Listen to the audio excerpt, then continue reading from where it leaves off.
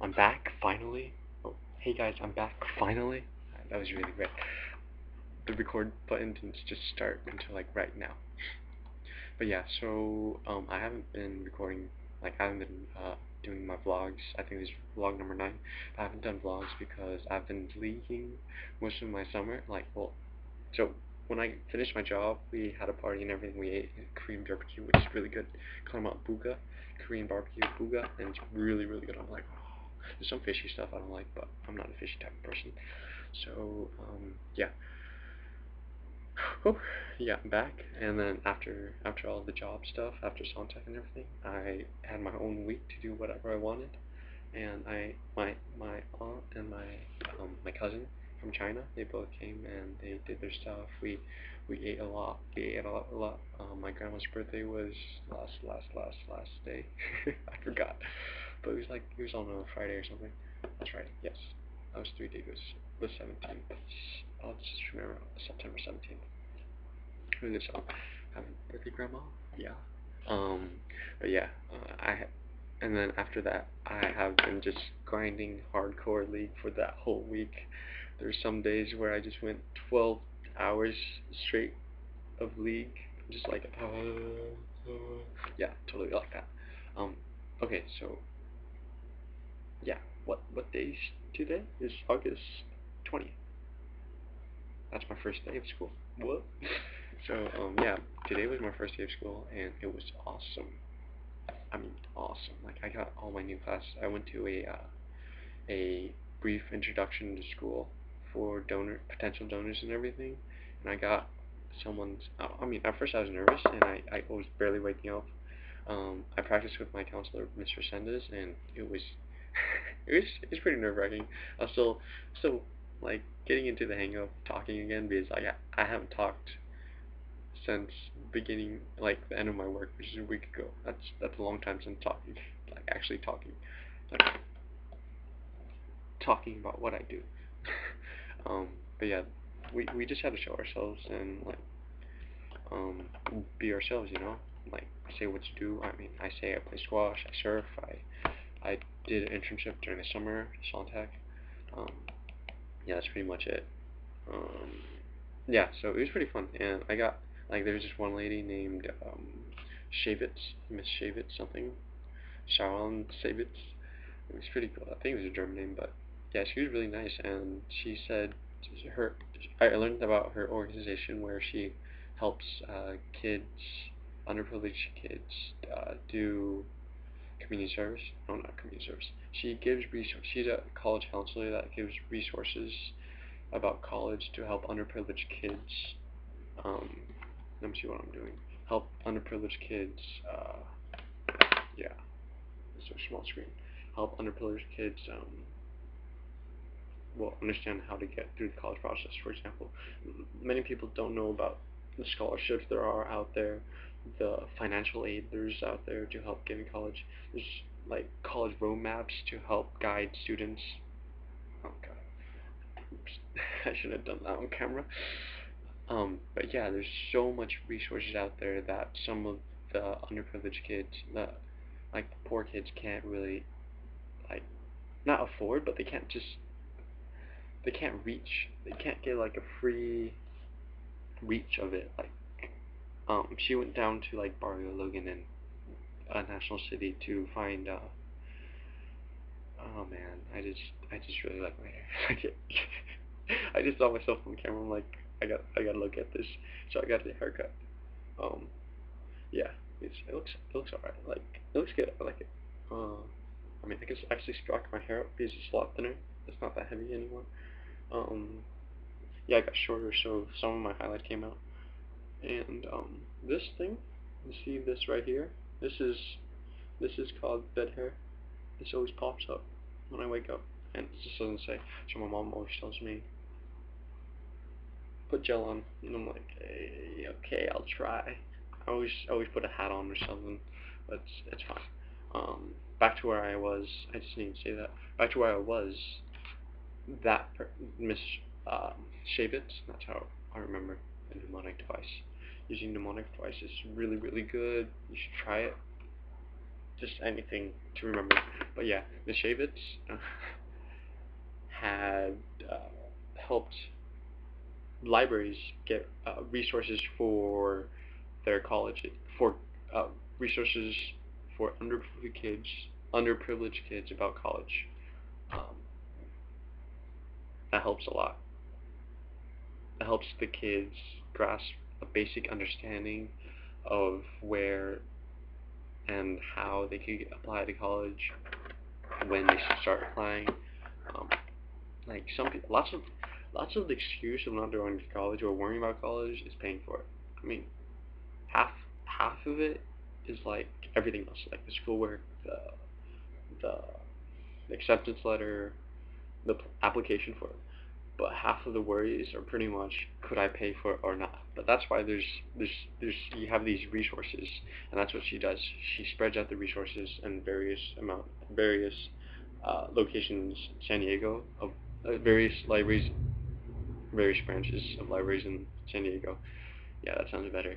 Um, yeah, it's been a week. I have some trouble talking. Yeah. So about my first day of school, it was awesome because it was just awesome. Anything I do is just awesome. It's just me. Now I got like yeah, I hadn't talked to a person in a long time named Quan. Yeah, he's my last name, William Quan. Quan Lee. Quan Lee. So that Quan Lee is my person that I haven't talked to in a long time, and I don't know. Like last year everything just got a little awkward because I don't know why.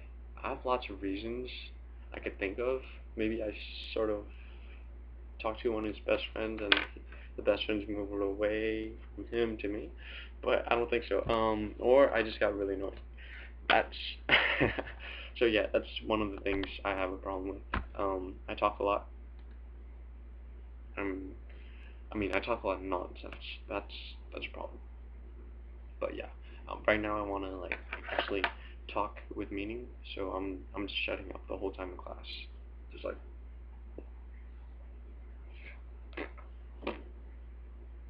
I still like my hair. Um, yeah, but yeah, when he got a schedule, like usually the things in first day of school you do is like compare schedules. Who doesn't compare schedules? What you just read along, you just I got AP Bio. Who wants to go? Oh. No, you don't do that. You actually socialize and say, "Hey, man, what's up? How's your summer been? Hey, what you get? When do you have this? When do you have AP Bio? What block do you have? What period do you have it?" Yeah, people just it's natural to be curious of what your friends got. Yeah, so I talked to him there, and then yeah, everything's cool. And then right now we're still the same group from for service learning project. That's where we have to do some community service to the world, help the world. Yes. So we have to do. No, I'm just kidding. We have to do. Um, we sort of have to help our own community.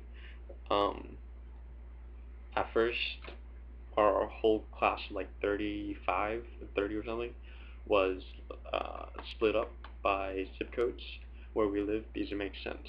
We have to help our communities. Everyone in this community or has this zip code, stays in this group. Same thing with other. Same with the other. So most of the people live in South County, like downtown San Diego, National City, or Chula Vista, Barrio Logan. But like me, Quan, and another girl in my group right now, Marissa Reed, we are in we are pretty much North County, like Claremont, and then he lives in Carmel Valley. He lives north or something like that. East Del Mar. It sounds so much better. East Del Mar. I love that. Makes you sound East Del Marish. That was bad. Yeah. But yeah, so what I was worrying, like, he lives really, really far. Like, that's a half an hour drive from where he lives to my house. That's my only worry, but like, I think he's cool with it. But I don't know. I wouldn't want to do that. That's a really far drive. Um, Yeah, pretty much that's it. I mean, right, it's only 9 minutes. I have something more to say. Also, okay, so the explanation of okay, that was part of my whole updating of my life. Yeah, I'm so robotic. Oh, I learned some learned, I learned some. Could I get you? I learned some tutting jokes like this. Oh, I gotta do a head movement. Oh, this is called a lame duck. Lame duck. You gotta do that. Okay, gotta have a flat, which I can't do yet. So it's like.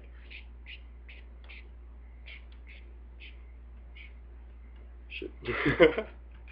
Then that. Oh, oh, could you see me now? Oh, mm. Oh. No. I think I showed you that in another video, but I was sort of bored. Yeah.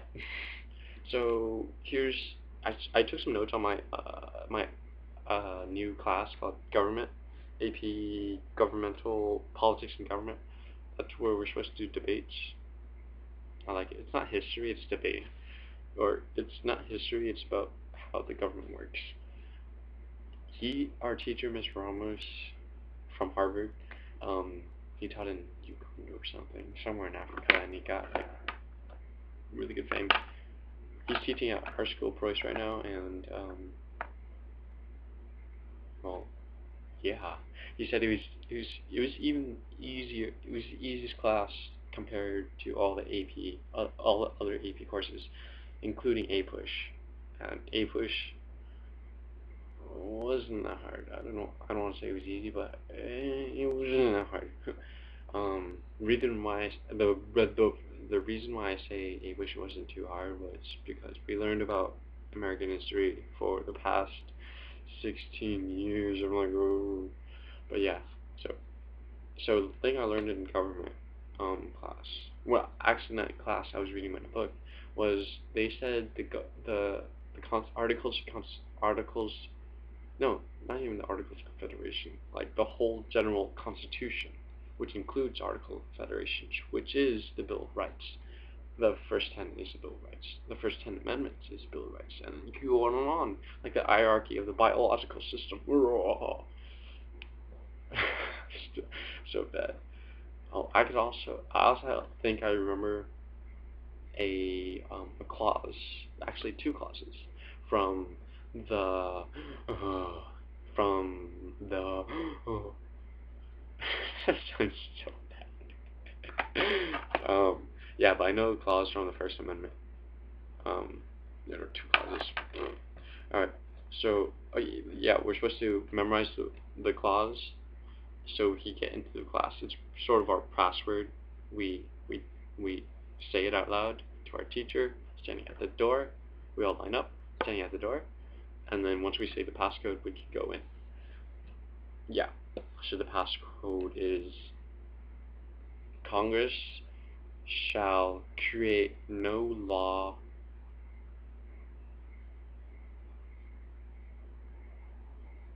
it starts with the R. Crap. Congress shall create no law respecting. Yeah, Congress shall create no law respecting the. Wow, I really forget it. It starts with the D. I know that. The detrimental. No. The development. No, I forgot. Let me look it up. First.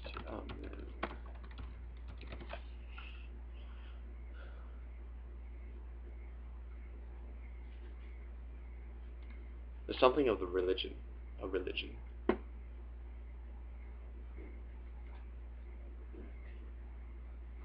Wow, they don't have it in the first words.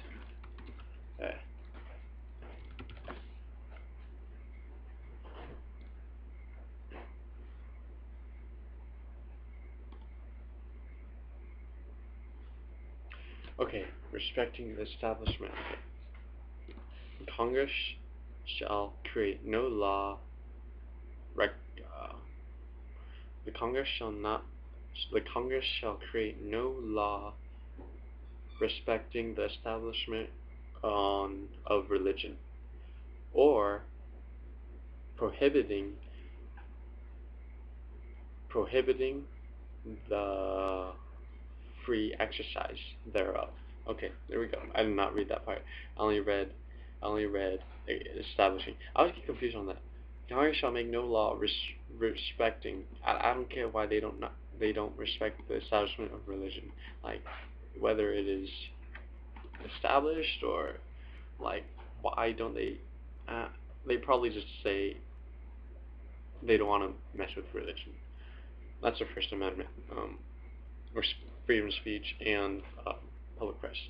But yeah, God, my throat is really bad.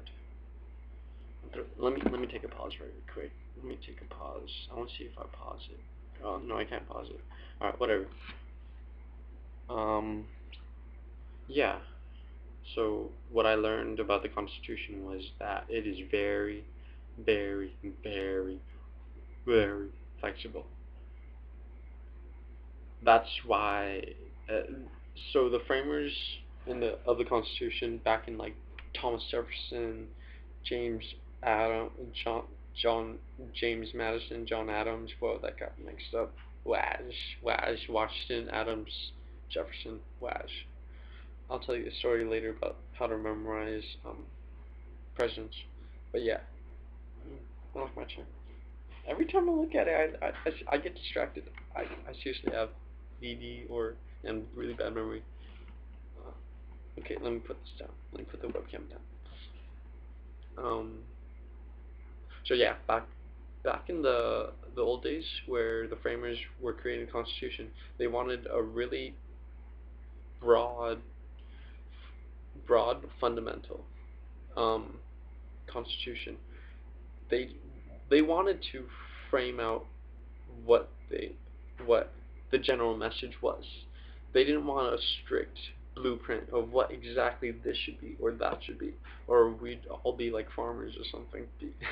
Because back then most of them had farms and barely any of them had industry. So they wanted the Constitution to adapt as time went on. And that's why we have our judicial branch, one of the three branches: executive, judicial, and legislative. The judicial branch interprets the Constitution in context of what the present day is, what's happening today. That's what they do. And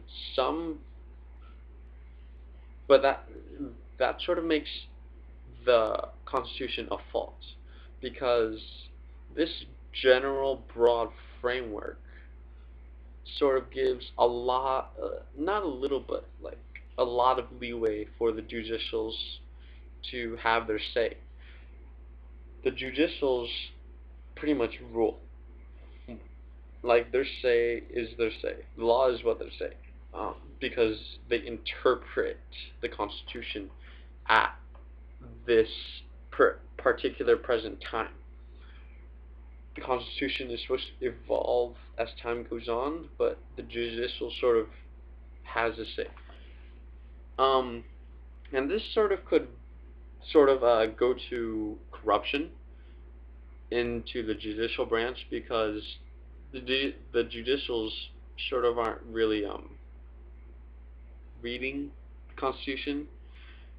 They could be interpreting in their own biased way. Like, for example, the Eighth Amendment. The Eighth Amendment states that there could be no cruel or peculiar punishment. For example, if you steal a candy bar from the shop, you can't be killed as a crime. Like, you'll be fined, but you can't be like put on life sentence. That's Eighth Amendment. That's what it protects. You can't just get killed because you stole a candy bar, like a 99-cent candy bar. But in the Eighth Amendment, it does not say what kind of punishment. Whether it is, whether it is, I just had a brain fart. There's just lots of counterpoints lots of leeway, it has lots of leeway where it could switch back and forth from extremely wrong to extremely right. And that's sort of the weakness of the Constitution, where judicials could interpret instead of reading, the judicials could write the Constitution. They have the rule, they have the law on their side, and that's where corruption could appear. I mean, I read some quotes, but I don't know if I'm gonna share it because my throat hurts. But yeah, that's my explanation of the day. I hope God, this is bright. Oh. No, that's not bad. But yeah, I hope that helps explain a bit more about the weaknesses of the Constitution. I mean, not only explain the weakness, but like just get a general overview of how this broad government works. Yeah, I mean, that's about it. That's the whole day. Uh, yeah, sorry. I mean, don't say sorry. Never. I mean, unless it's a really bad thing, but you don't need to say sorry because it sounds like a burden. Always say thank you or something positive like making them feel good back at you. So thank you for waiting 1 week to see my next vlog. Really appreciate it, and yeah, I'm still trying to explain things in the right way. All right, See you guys next time.